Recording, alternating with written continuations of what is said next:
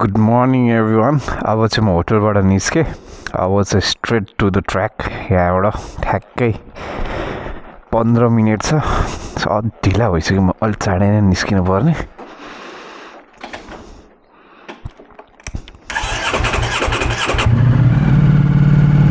Morning start पनि भयो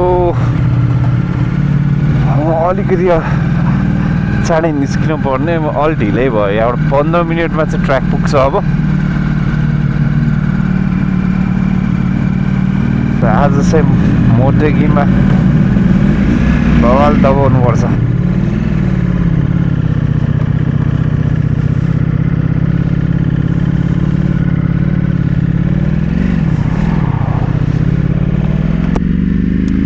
अब गाउँको रोड पुरै बिहान त खाली नै हुन्छ हैन अहिले कति बज्यो 7 बज्यो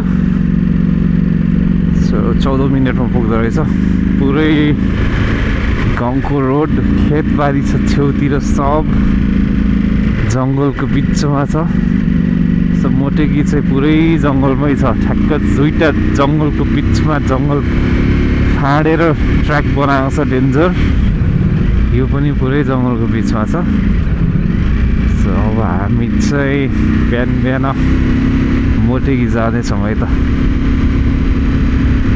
मेरो त्यहाँ 7 बजेदेखि रेजिस्ट्रेसन थियो खास म चाहिँ 7:12मा पुग्ने रहेछु क्लियर स्काइज घाम लाग्छ होला दामी हुन्छ जस्तो छ रेड लाइट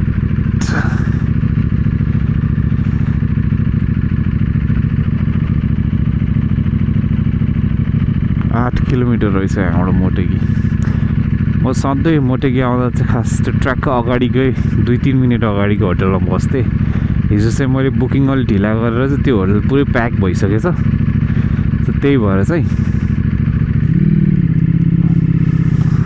आज चाहिँ म अलिकति टाढाको होटलमा बस्नु पऱ्यो क्या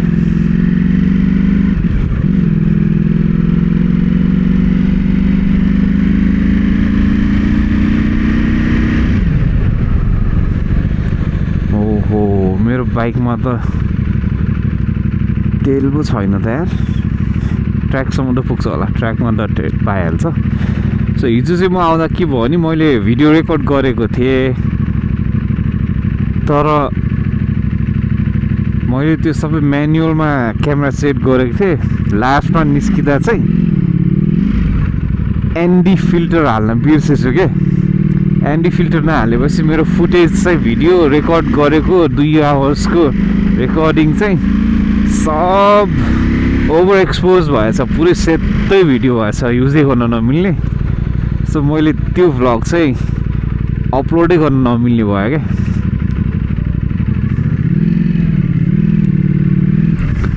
यस्तो होटलमा गएर हेरेको हिजो पुरै ओभर एक्सपोज सेतै भिडियो आएछ एनडी फिल्टर नभएर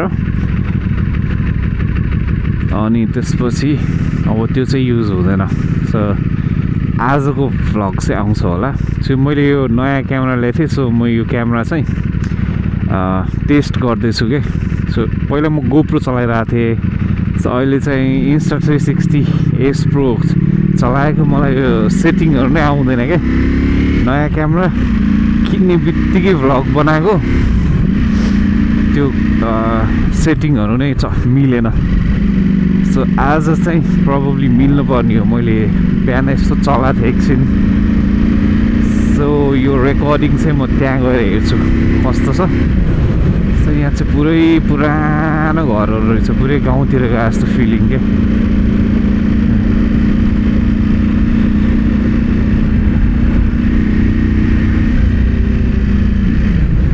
हिजो चाहिँ म खास 180 किलोमिटर थियो मेरो घरदेखि यहाँ अनि म घरबाट निस्किँदा ढिलो भइसकेको थियो मैले टायर पनि फेर्न दिएको थिएँ खास ट्र्याक डेको लागि नयाँ टायर हाल्न डुकाटीमा बाइक छोडेको थिएँ सो मैले केटिएम पनि किनेको थिएँ अनि केटिएममा चाहिँ डुकाटी गएर साथीसँग डुकाटी लिएर आएर फेरि केटिएम पनि सर्भिस गर्नलाई छोड्नु पऱ्यो त्यही भएर चाहिँ घरबाट निस्किँदै ढिला भइसकेको थियो क्या घरबाट निस्किँदै लगभग 5 बजिसकेको थियो।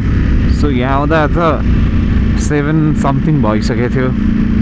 त्यही भएर म चाहिँ मेरो डिनर चाहिँ 8 बजीसम्म थियो क्या। त्यही भएर मैले चाहिँ बिचमा चाहिँ कहीँ पनि नरोकिकन स्ट्रेट ट्र्याक आएको। मैले मोटेकी आउँदा सधैँ बिचमा चाहिँ रिफ्युलिङ गरेर आउँथेँ। हिजो चाहिँ मैले रिफ्युलिङ नगरी आएको पुग्छ कि पुग्दैन भनेर ठ्याक्क 170 किलोमिटर चाहिँ कुद्दो रहेछ यो बाइक। मैले फ्युल चेक गरेको थिइनँ कि कति कुद्छ भनेर। सो रेड लाइट नबल्ने जेल कुदाउँछु भनेर आएको। ठ्याक्कै होटलमा आएपछि चाहिँ रेड लाइट बल्यो क्या। सो अहिले रेड लाइट नै छ, फ्युलको बत्ती बलिरहेछ।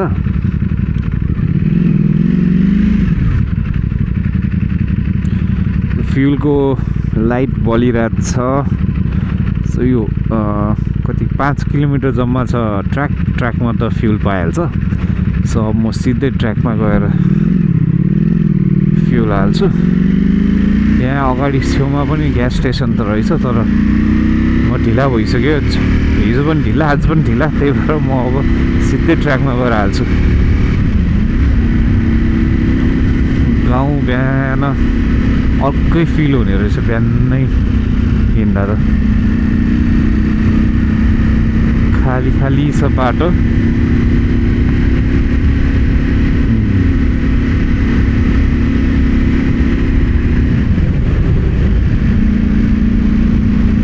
यता जङ्गल सङ्गल खेतबारी धान रोपिरहेछ।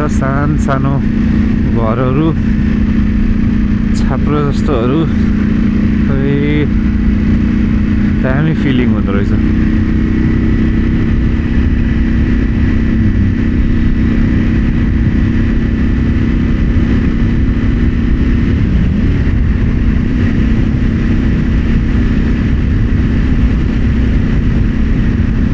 हिजो झन् यस्तो मेहनत गरेर 2 घन्टा घरदेखि आएको फुटेज रेडी गरेको। होटलमा आएर यस्तो हेर्दा त सब सेतै क्या। सेटिङ नमिलेर पुरै ओभर एक्सपोज भएछ फुटेज त। अब युजै गर्नै नमिल्ने भएछ फुटेज। सो एउटा भ्लग चाहिँ खेर गयो। सो यो चाहिँ होपफुल्ली काम लागोस्।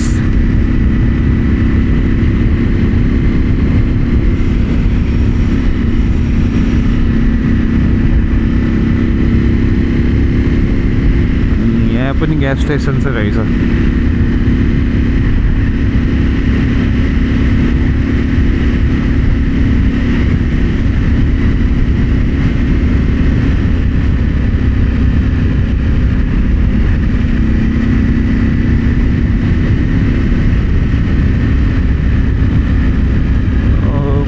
नेपालको फिलिङ आइरहेछ यार। यहाँ त पुरै जङ्गलमा पुरै खेतमा आगो बलिरहेछ, धुवाइरहेछ। दामी रहेछ गाउँको बाटो। टुरिङ्गा जस्तो भइरहेछ।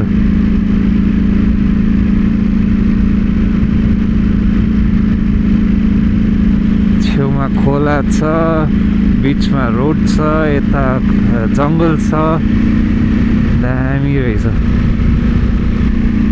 खोला देखेपछि चाहिँ पुरै ट्रेकिङ गएको, हाइकिङ गएको भाइब छ भने क्या नेपालको।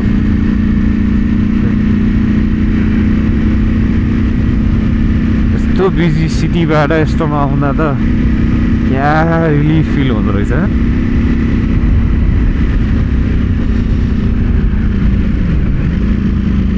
अगाडि मोटेगीको साइनबोर्ड आइसक्यो। नर्थ गेट भनेर लेखिरहेछ। Motegi mobility resort Motegi.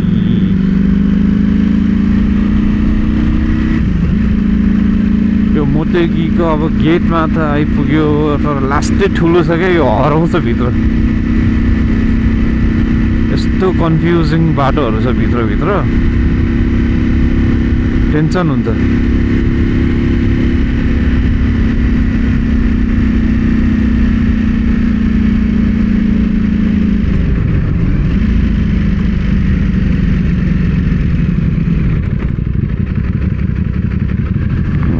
Mobility resort Motegi हामी आइपुग्यौँ है त। टन्नै गाडीहरू छ। मैले अब यहाँ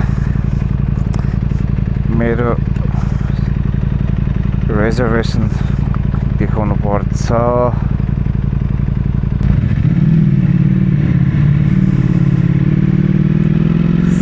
हाम्रो मोटेगीको एन्ट्री पनि भयो है त। यहाँ सानो अर्को पार्किङ छ, गो कार्ट ट्र्याक छ। त्यहाँभित्र अब हाम्रो प्याडक जाने बाटो चाहिँ कता हो क्या, लास्ट झुक्किन्छ अब चाहिँ। कहाँ हो यो गाडीहरूकै फलो गऱ्यो भने पुगिन्छ होला।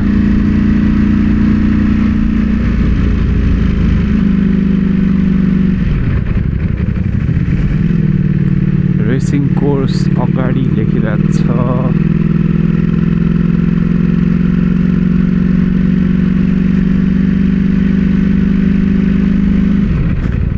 Motegi village camp hotel last महँगो छ है यहाँको होटल चाहिँ। फेरि क्याम्पिङ पनि छ यहाँ। त्यहाँ चाहिँ पुरै रिच किडहरू जाने ठाउँ है।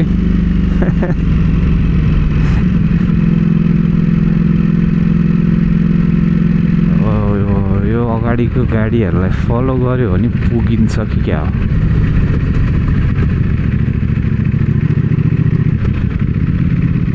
पार्किङ टु यता नो एन्ट्री रहेछ त्यहाँ भनेपछि प्याडक एन्ट्रान्सलाई आयो।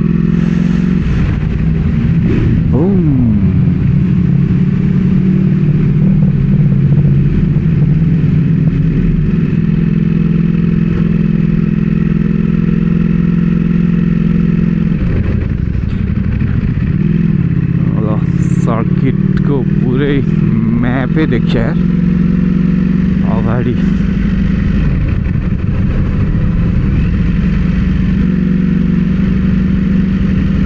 कोही कताबाट छिरिरहेछ, कोही कताबाट छिरिरहेछ। लास्ट ठुलो छ क्या यो ट्र्याक त, पुरै जङ्गलको बिचमा बसिरहेछ। यहाँ पन्ड रहेछ, पन्डलाई के भन्छ, पोखरी।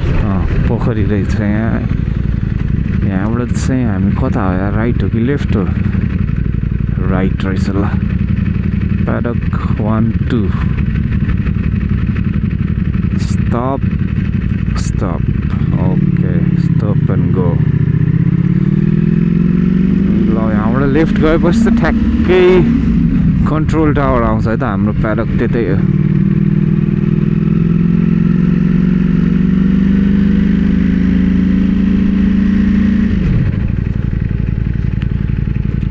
फाइनली हामी मोटेगी सर्किट आइपुग्यो। सबभन्दा ढिला भने त हामी नै होला यार।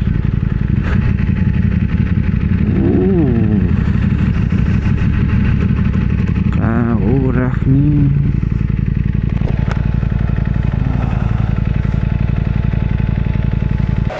सो हामी चाहिँ नम्बर 4 पिटमा राख्नु पऱ्यो है त। एमबी अवस्थासँग राख्नु पऱ्यो ल।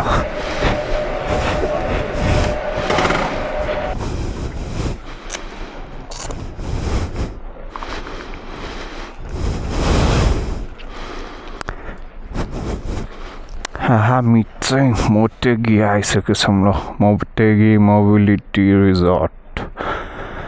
मोटोजिपी हुने ठाउँ यो है त। है त केटा हो, मोटोजिपी हुने ठाउँ यही हो। दरो दबाउनु पर्छ। हाम्रो बाइक यहीँ छ।